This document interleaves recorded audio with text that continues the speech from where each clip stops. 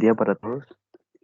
Junto a mi compañero Juan Sebastián Sontapur y quien les habla Marlon Javier Apache Franco, venimos a explicarle la síntesis verde del ibuprofeno. El ibuprofeno es un fármaco perteneciente a los antiinflamatorios no esteroideos, aquellos que tienen efecto gracias a la inhibición de la enzima ciclooxigenasa. Este es utilizado frecuentemente como antipirético, es decir, pues nos ayuda a disminuir la fiebre, también como analgésico para el alivio y reducción del dolor. A diferencia del paracetamol, que posee cualidades similares, este actúa como antiinflamatorio y como antitérmico, pero lo que resulta muy útil en el tratamiento de los síntomas de infecciones como el resfriado o la gripe. Pues el proceso original de producción de ibuprofeno fue patentado por The Boots Company of England en los años 60. Este proceso constaba de 6 pasos, en lo que solo el 40% de los átomos reactivos permanecían en el producto final y el 60% restante acababan en productos secundarios en forma de residuos, que principalmente eran tóxicos o contaminantes. Años más tarde, la compañía BHC patentó un nuevo proceso de síntesis, el cual solo constaba de 3 pasos, en el que el 77% de los átomos reactivos permanecían en el producto final. Esta nueva síntesis se empezó a usar a finales de 1992 y con lo cual se empezó a ahorrar miles de kilos de residuos al año y cientos de miles de reactivos para producir el ibuprofeno. Pues en esta síntesis verde o síntesis actual, además de disminuir la cantidad de reactivos, también se disminuye la cantidad de catalizadores, eh, ya que solo serían necesarios 3, a diferencia de la síntesis tradicional en la que se requieren reactivos auxiliares en grandes cantidades.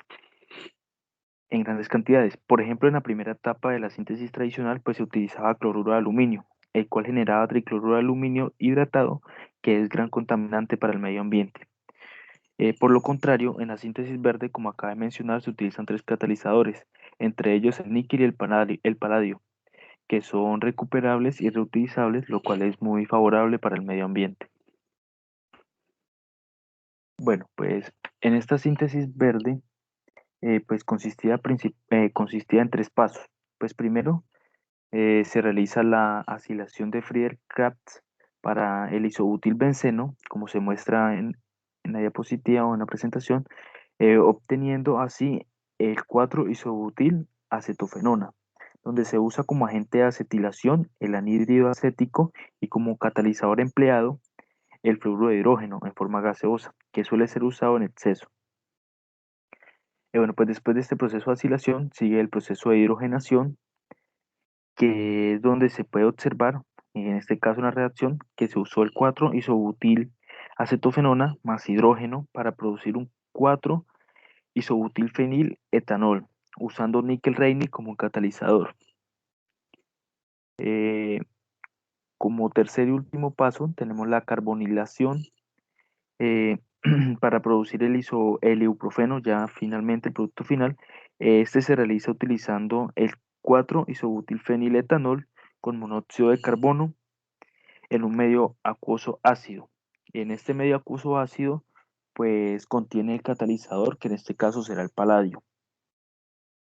Pues ahora se explicará pues de manera más detallada las etapas de síntesis de esta síntesis verde.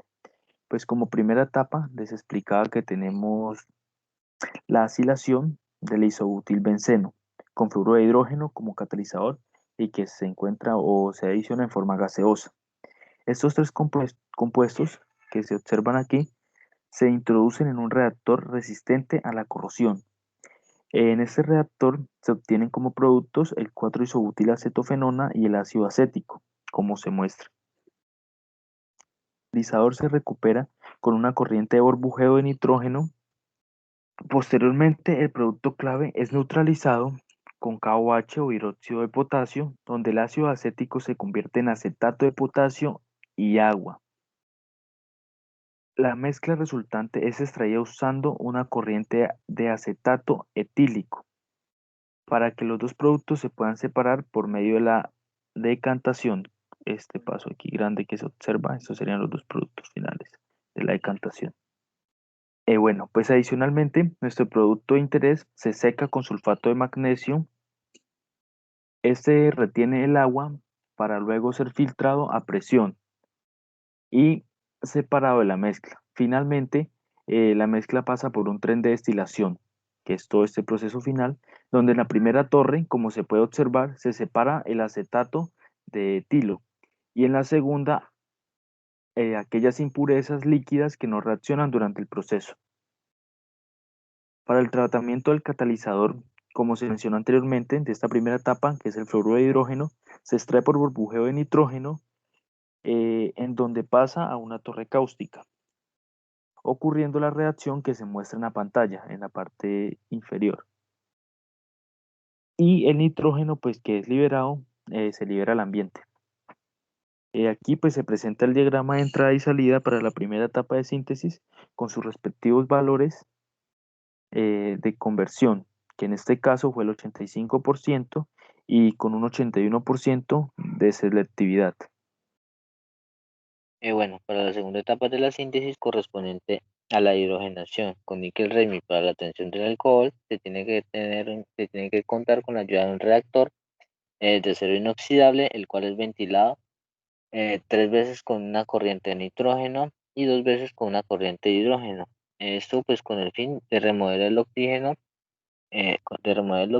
para evitar una posible combustión en las siguientes etapas. Una vez terminada la absorción del hidrógeno, el producto resultante 1,4 isobutil etanol se mezcla con níquel-Remi, como se muestra en el diagrama, eh, en donde posteriormente se filtra el catalizador y para ser recuperado y reutilizado.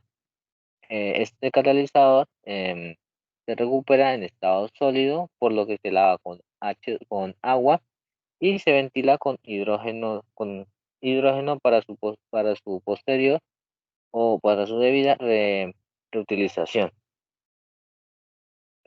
Como podemos observar, aquí se encuentra el diagrama de entrada y salida para la segunda etapa de la síntesis, en donde se pueden evidenciar de manera detallada lo que se mencionó anteriormente, así como su porcentaje de conversión y su porcentaje de selectividad.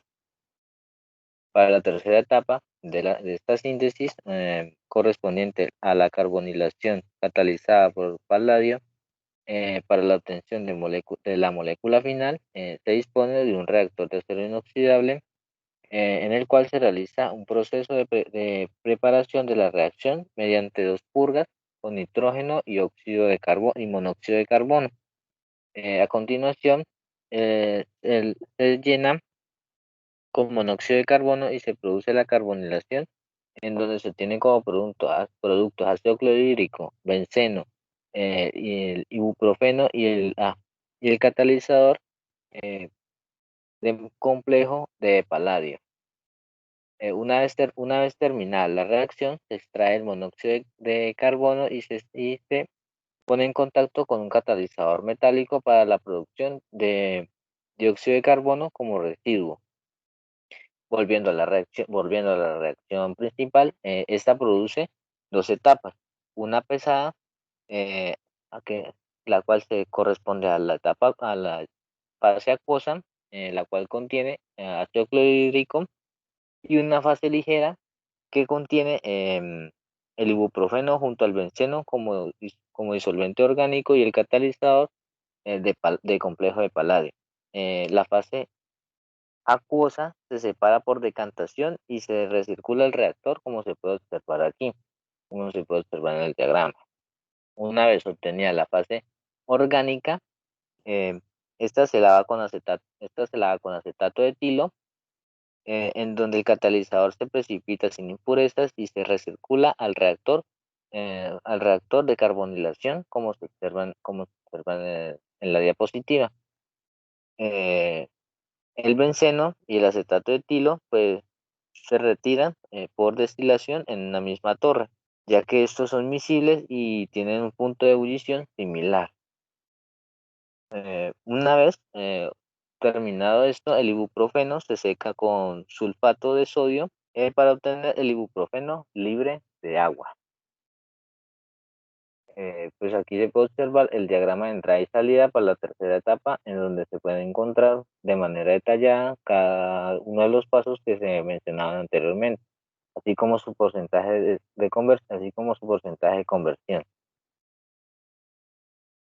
Bueno, uno de los retos que se presenta en la síntesis del ibuprofeno es el efecto negativo que se produce en el medio ambiente, ya que se generan dos enantiómeros, los cuales uno va a presentar una actividad biológica, mientras que el otro va a ser inactivo y no tóxico para el cuerpo humano, por lo que, por lo que se considera una impureza y el mismo órgano se encarga de eliminarlo mediante la orina, terminando de este modo en aguas residuales, tornándose así peligroso para el medio ambiente, ya que este es insoluble y puede llegar a ser tóxico, además de bioacumulable.